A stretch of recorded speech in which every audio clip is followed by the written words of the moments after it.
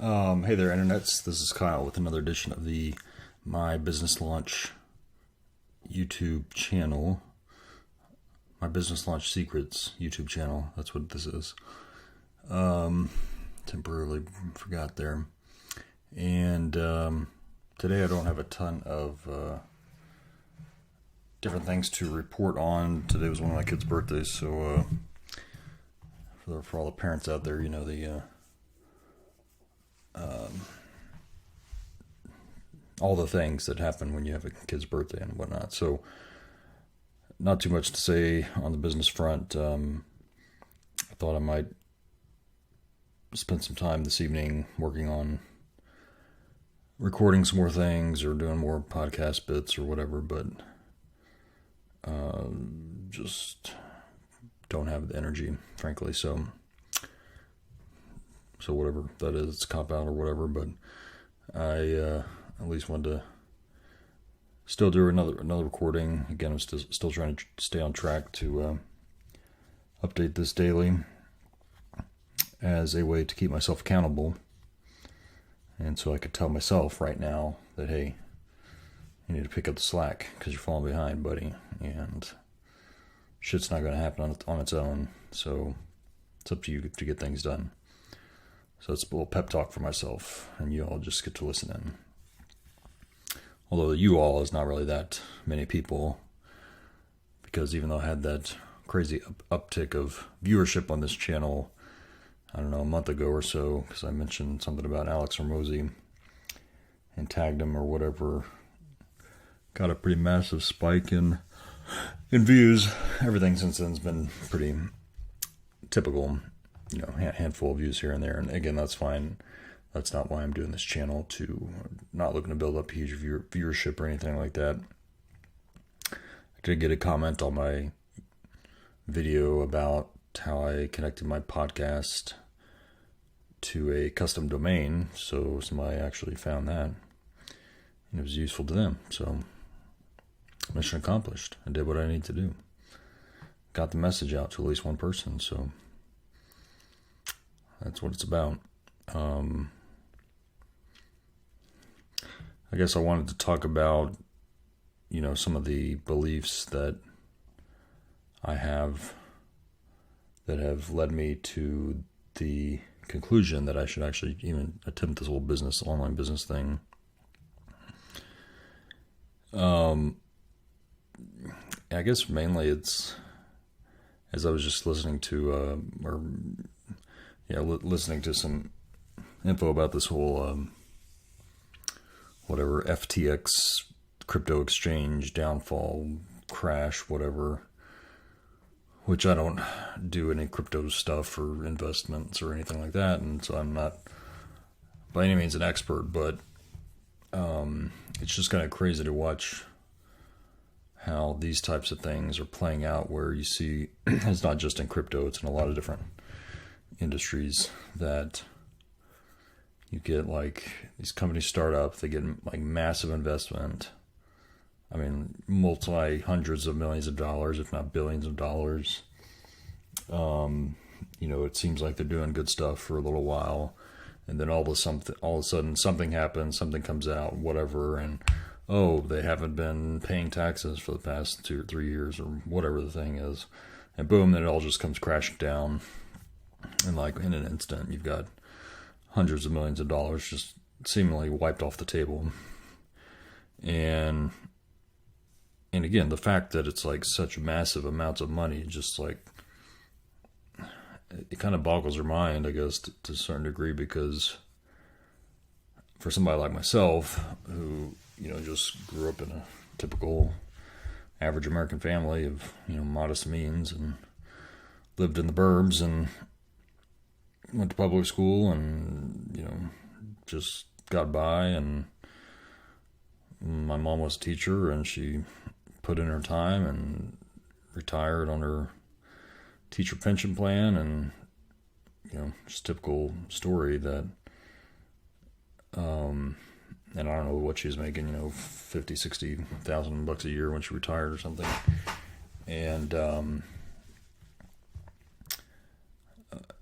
so you grow up and thinking about things in terms of thousands of dollars or tens of thousands of dollars, and then you start to learn about things within the world where, other people talk more in terms of millions, tens of millions, hundreds of millions, or billions of dollars.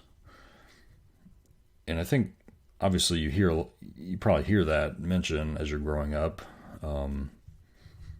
valuations of companies or whatever, just random things on the news. But I don't think it ever really hits you in terms of what that actually means. I mean, but as I've, in more recent years, I guess, been paying a little bit more attention and just thinking about, all the big corporations that we have. I mean, particularly in the U.S., but around the world as well, and just thinking about like how much freaking money they have. I mean, Apple, Facebook, Google, the mega giants where you just hear like, oh, they've just got like $1 billion like in cash, or just, which isn't actually cash, but like just $1 billion in profits just kind of like hanging around. They're looking to invest it in something. And you're just like, geez, I mean, how have they been able to accumulate like such massive amounts of money? And then you also look at some of the individual players in some of these things, and in these various companies that again go like ridiculously crazy high and then all of a sudden crash and burn. And ultimately, at the end of the day, I think a lot of the crashing and burning is just like you realize that the people that were running all the things, they didn't really know what the hell they were doing anyway. And I mean, I guess you can believe there's some, evil conspiracies behind everything that goes wrong in the world, but having seen some things that people don't know about firsthand, I can just tell you that my personal belief anyway is that I'm sure 99% of the crazy stuff that goes on in the world is just because people are stupid, and even though they might have tons of money in their bank account, they're still more or less morons and don't really know what they're doing. They just kind of know how to say the right things to the right people and get along well enough that they're able to accumulate massive amounts of wealth. I'm not saying that's all rich people. I mean, certainly some rich people like really work their asses off to get where they're at, and they're very good at what they do. But again, just more so thinking about these stories of like these big upswings and crash and burns of companies, and it's like seems to be always just some central figure that just didn't really know what the hell they were doing. So, I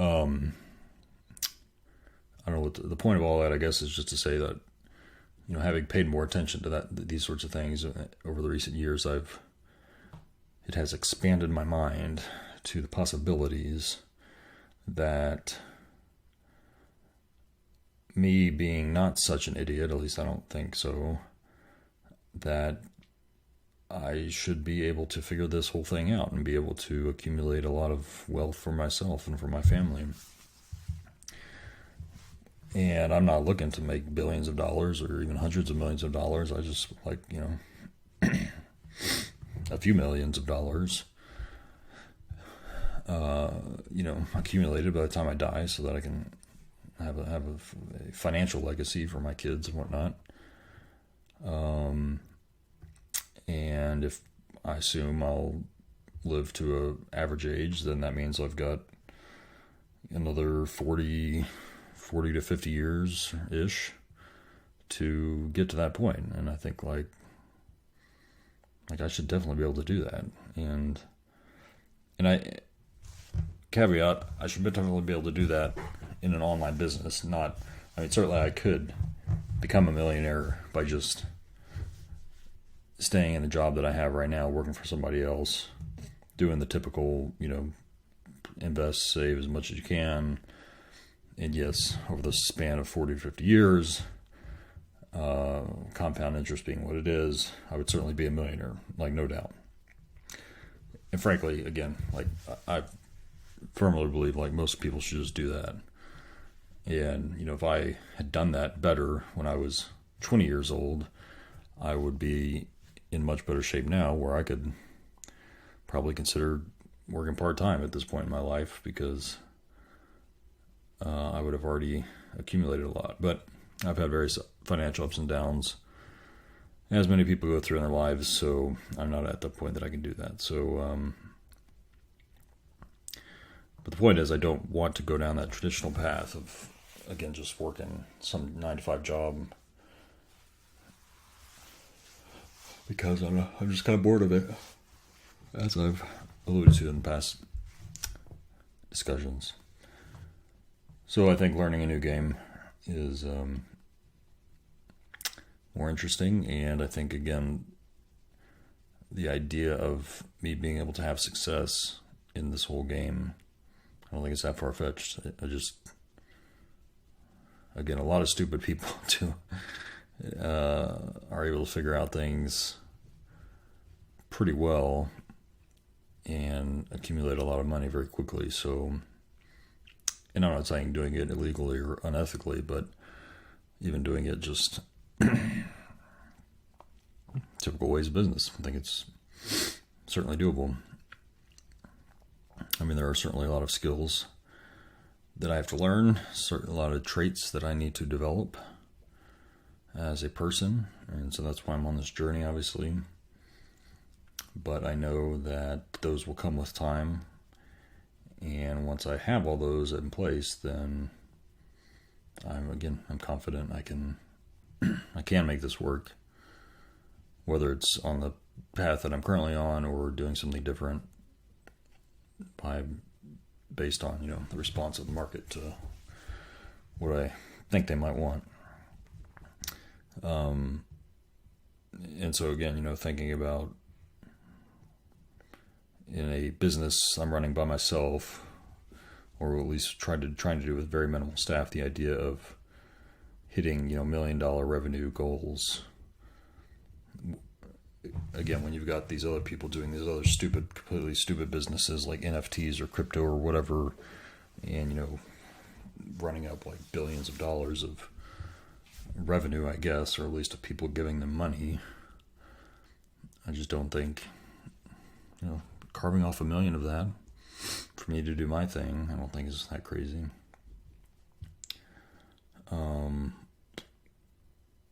So anyway, I guess that's just what I thought I'd talk about today.